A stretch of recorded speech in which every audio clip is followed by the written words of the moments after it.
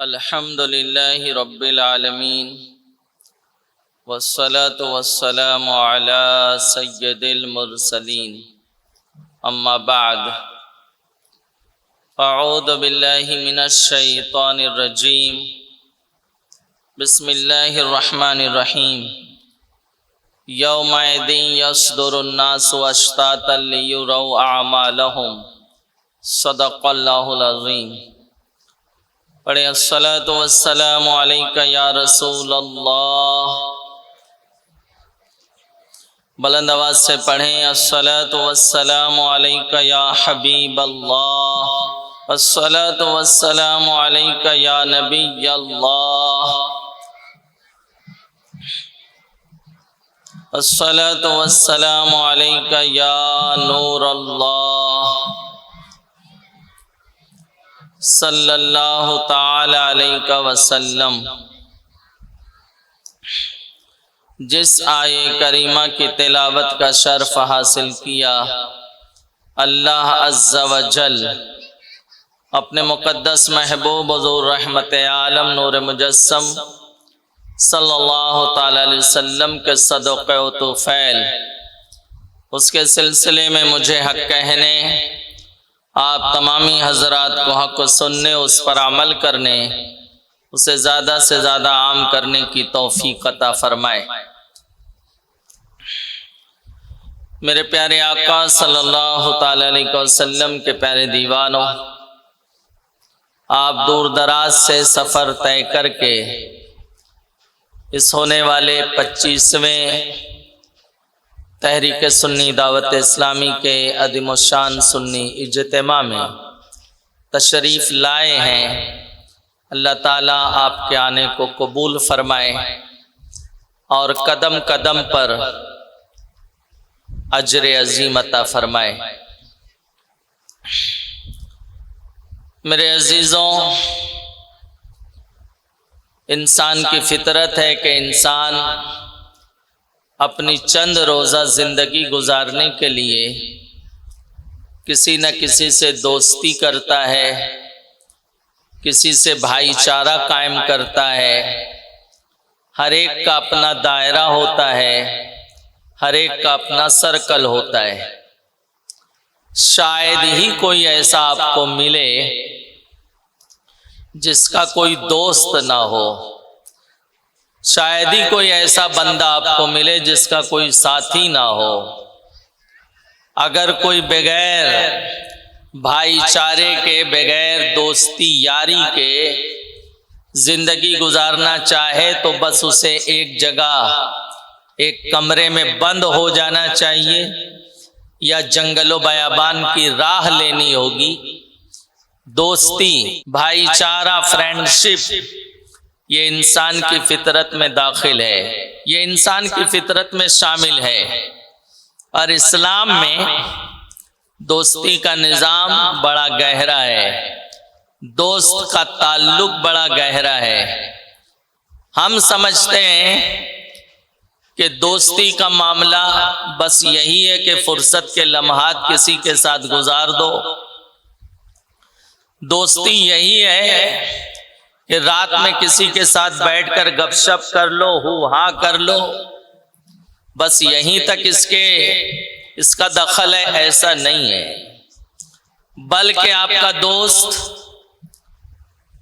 جس ماحول سے آپ وابستہ ہیں، جس سے آپ کا قلبی تعلق ہے، وہ دنیا میں تو آپ کے ساتھ ہے، وہ سکرات میں بھی آپ کے ساتھ ہوں گے، محشر میں بھی آپ کے ساتھ ہوں گے۔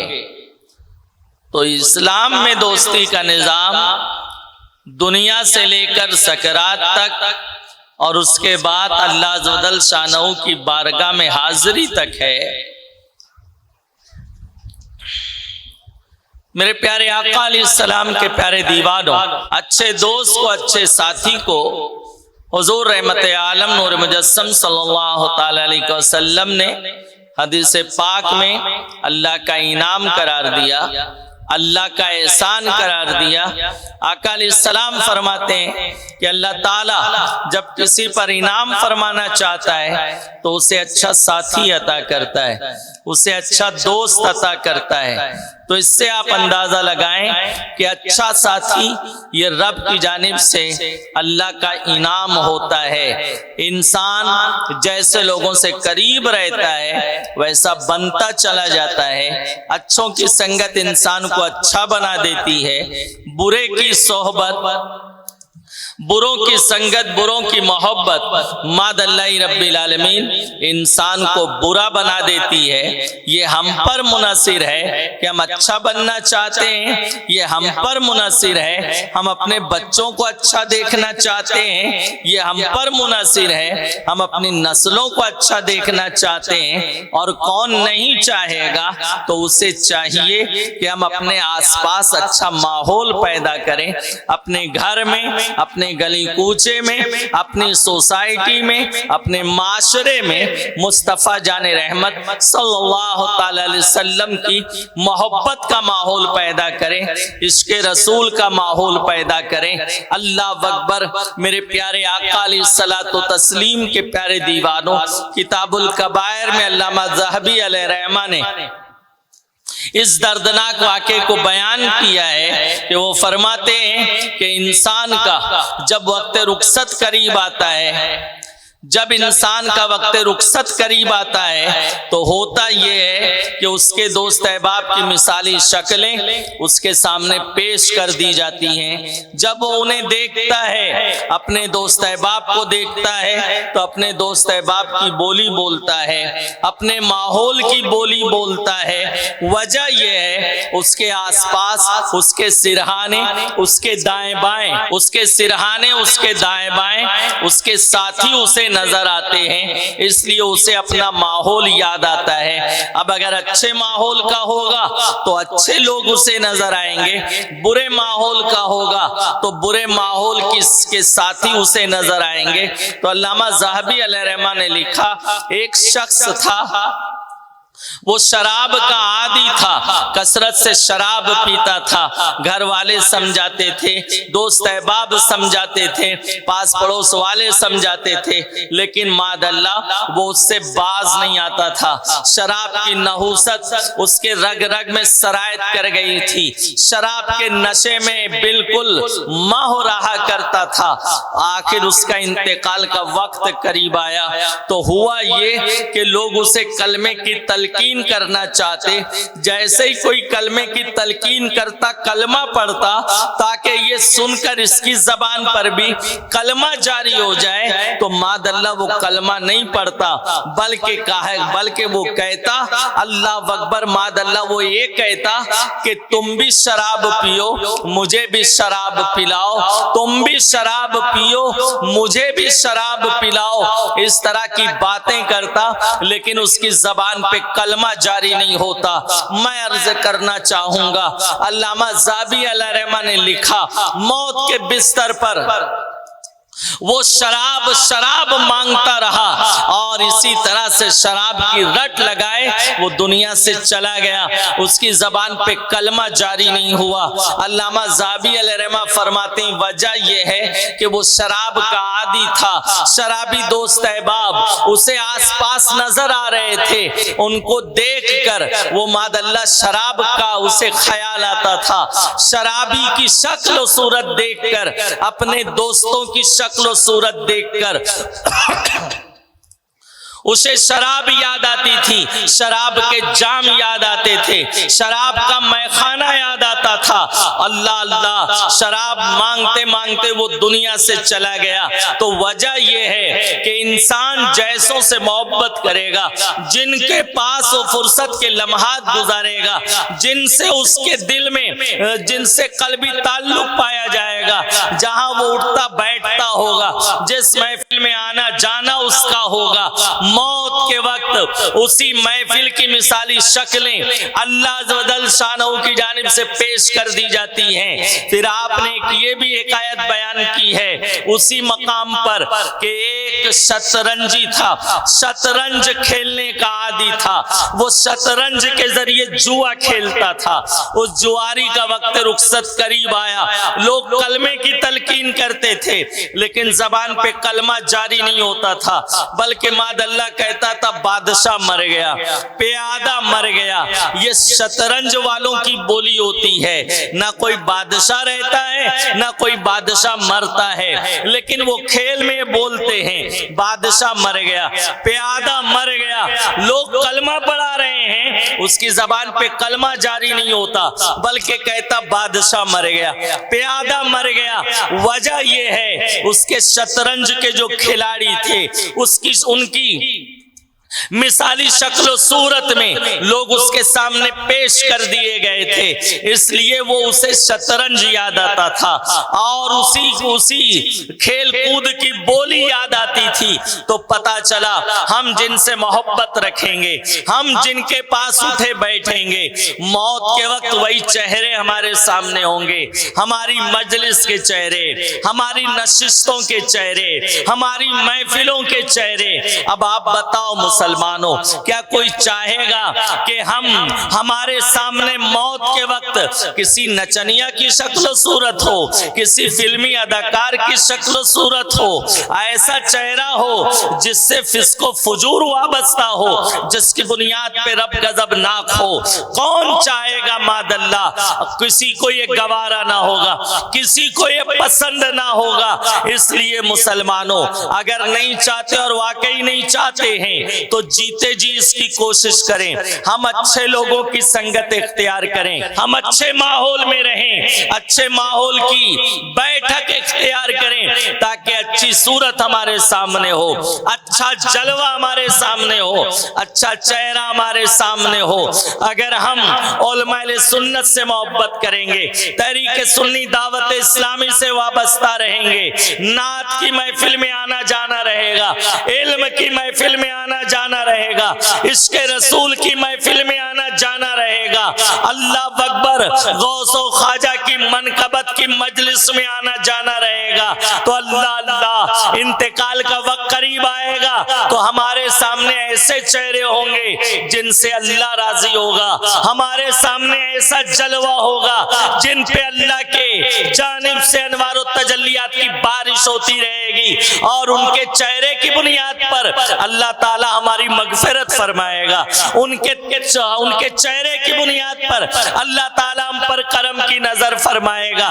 اس لیے مسلمانوں کسی کو بھی دل نہ دے دیا جائے، کسی سے بھی دوستی نہ کر لی جائے، بلکہ دیکھ لیں ہمارا دوست کیسا ہے، اس کے عقائد کیسے ہیں، اس کے اعمال کیسے ہیں، وہ جلوت میں کیسا ہے، مجمع میں کیسا ہے، تنہائی میں کیسا ہے۔ اللہ اللہ اس کے حوالے سے سکرات کے وقت اس کی محبت اللہ اللہ ہمارے لیے جو ہے نجات کا بھی ذریعہ بن سکتی ہے اور ہمارے لیے غضب کا بھی ذریعہ بن سکتی ہے۔ میرے پیارے آقا علیہ الصلوۃ والتسلیم کے پیارے دیوانوں، اس لیے اللہ اکبر اچھے ماحول کو تلاش کریں اور اچھے ماحول کو اختیار کریں۔ صرف اتنا ہی نہیں ہے بلکہ انسان قیامت کے روز اللہ کی بارگاہ میں پہنچے گا تو اپنے دوست احباب کے ساتھ پہنچے گا، اپنے متعلقین کے ساتھ پہنچے گا۔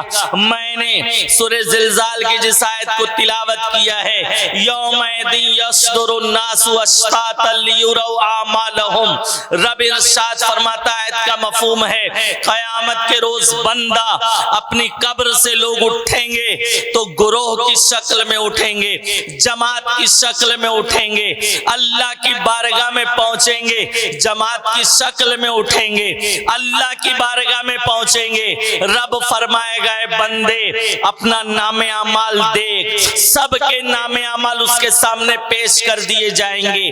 وہاں جب انسان اٹھے گا تو اللہ اکبر جو جس گروہ سے تعلق جس کا ہوگا وہ اس گروہ کے ساتھ اٹھے گا۔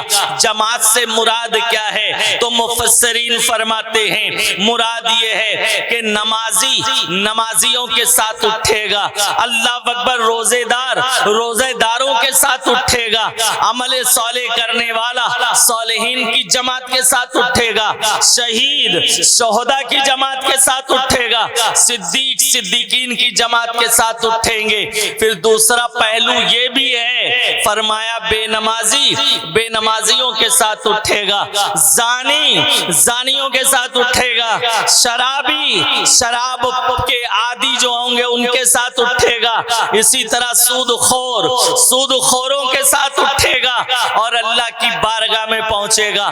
پتہ چلا اللہ اکبر، حشر میں اللہ کی بارگاہ میں کھڑا ہونا ہے، لوگ جماعت کے ساتھ اپنی قبروں سے اٹھیں گے اور جماعت کے ساتھ اللہ کی بارگاہ میں پہنچیں گے۔ کوئی مجرم اگر ماد اللہ بدکاروں کے ساتھ ہے، فاسق و فاجر لوگوں کے ساتھ ہے، وہ نیکوکاروں کی جماعت میں شامل ہونا چاہے گا تو شامل نہیں ہو سکے گا، اور اگر کوئی شامل ہو گیا تو فرشتے اس کا ہاتھ پکڑ کے باہر کر دیں گے۔ سورہ یاسین شریف میں آپ پڑھتے ہیں وَامْتَازُوا الْيَوْمَ أَيُّهَا الْمُجْرِمُونَ، قیامت کے روز نیکوکار کی جماعت سے اسے کھینچ کے نکال دیا جائے گا اور اسے بدکاروں کی جماعت میں داخل کر دیا جائے گا۔ میں عرض کرنا چاہوں گا یہ آیت بتاتی ہے انسان قیامت کے روز اللہ کی بارگاہ میں کھڑا ہوگا تو اپنی جماعت کے ساتھ، اپنے گروہ کے ساتھ، اپنے دوست احباب کے ساتھ اللہ اللہ۔ اب آپ بتائیں ہمارے لیے کتنا ضروری ہے ہم اچھے لوگوں کی مجلس میں رہیں، اچھے لوگوں کی سنگت اختیار کریں، جانے سے ہمارے علم میں اضافہ ہو، جانے سے ہمیں آخرت کی جستجو ہو، آخرت کی فکر ہو۔ یہ آیت وَامْتَازُوا الْيَوْمَ أَيُّهَا الْمُجْرِمُونَ، حضرت امام اعظم ابو حنیفہ رضی اللہ تعالیٰ اللہ اکبر رات کے اندھیرے میں اسی آیت کو سجدے میں پڑھ پڑھ کے بلک بلک کے روتے تھے، دعا کے لیے ہاتھ اٹھاتے تھے، یہی آیت پڑھ پڑھ کے روتے تھے اور اتنی آہیں بھرتے تھے، اتنا درد تھا کہ پاس پڑوس والوں تک آپ کی آواز سنائی دیتی تھی۔ لوگوں کو بڑی حیرت ہوئی کہ نعمان بن ثابت جیسا پورے کوفے میں کیا پورے عراق میں نہ ان کے جیسا کوئی علم والا ہے، نہ ان کے جیسا کوئی عمل والا ہے، نہ ان کے جیسا کوئی زہد و تقوی والا ہے، لیکن نہ جانے یہ اتنا کیوں روتے ہیں۔ لوگوں نے ایک دن ملاقات کر کے پوچھا آخر سجدے میں دعا میں آپ یہ آیت پڑھ پڑھ کے کیوں روتے ہو؟ وَامْتَازُوا الْيَوْمَ أَيُّهَا الْمُجْرِمُونَ، وَامْتَازُوا الْيَوْمَ أَيُّهَا الْمُجْرِمُونَ، مجرم کا ہاتھ پکڑ کے فرشتے کھینچیں گے اور کہیں گے بدکار نیکوکاروں کی صف سے نکل جا، نیکوکاروں کی جماعت سے نکل جا۔ آخر آپ یہ آیت پڑھ کے کیوں روتے ہیں؟ تو جانتے ہو وہ امام اعظم ابو حنیفہ رضی اللہ تعالیٰ جن کے حوالے سے میرے آقا علیہ السلام نے ارشاد فرمایا علم اگر ثریا پر بھی چلا جائے تو فارس کا ایک عالم اسے وہاں سے لے آئے گا، اور حضرت امام اعظم سے بڑھ کر فارس میں کوئی عالم پیدا نہیں ہوا۔ بالکل واضح اشارہ حضرت امام اعظم ابو حنیفہ رضی اللہ تعالیٰ کی ذات کی جانب ہے۔ اللہ اللہ، وہ اتنے متقی پرہیزگار کہ 40 سے 45 سال تک عشاء کے وضو سے فجر کی نماز ادا فرمائی ہے۔ وہ حضرت امام اعظم ابو حنیفہ رضی اللہ تعالیٰ فرماتے ہیں کہ میرا نظریہ یہ ہے کہ قیامت کے روز فرشتے جس کا ہاتھ پکڑ کے کھینچیں گے وہ کوئی اور نہیں ہوگا، وہ نعمان ہوگا۔ میرا ہاتھ پکڑ کے لوگ مجھے نیکوکاروں کی جماعت سے نکال دیں گے اور مجھ سے کہا جائے گا اے مجرم نیکوکاروں کی صف سے علیحدہ ہو جا۔ میں عرض کرنا چاہوں گا یہ کیفیت ہے، اسی لیے رب نے ارشاد فرمایا انما یخشی اللہ من عبادہ العلماء، اللہ سے اس کے بندوں میں وہی ڈرتے ہیں جو علم والے ہیں، جو جس کے پاس جتنا علم ہوگا، جیسا عمل ہوگا اس کے اندر اتنا اللہ کا خوف، اللہ عز و جل شانہ کی خشیت پائی جائے گی۔ تو میری اس گفتگو سے یہ بات آپ واضح ہو گئی، آپ سمجھ سکتے ہیں کہ دوستی کا تعلق اسلام میں کتنا نازک ہے، کتنا گہرا ہے۔ اس لیے آقا علیہ السلام نے فرمایا دوست کے دین پر ہوتا ہے، دوست کی فکر پر ہوتا ہے، جیسوں سے قریب ہوگا ویسا بن جائے گا، اور اسی دوست کا ساتھ سکرات میں بھی ہوگا، قبر سے اٹھنے کے بعد حشر میں بھی ہوگا، اللہ جل شانہ کی بارگاہ میں بھی ہوگا۔ اس لیے مسلمانوں اچھے لوگوں سے سنگت اختیار کرو۔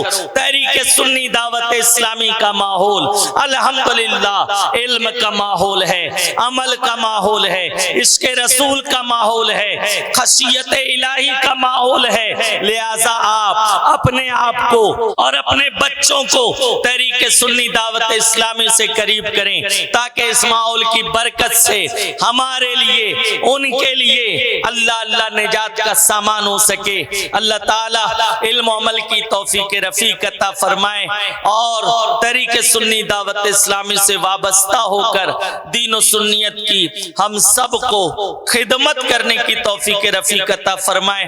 دوران گفتگو کوئی خطا، کوئی غلطی ہوئی ہو تو مولا کریم میری لغزش کو معاف فرمائے۔ وما علینا الا البلاغ۔ السلام علیکم ورحمۃ اللہ وبرکاتہ۔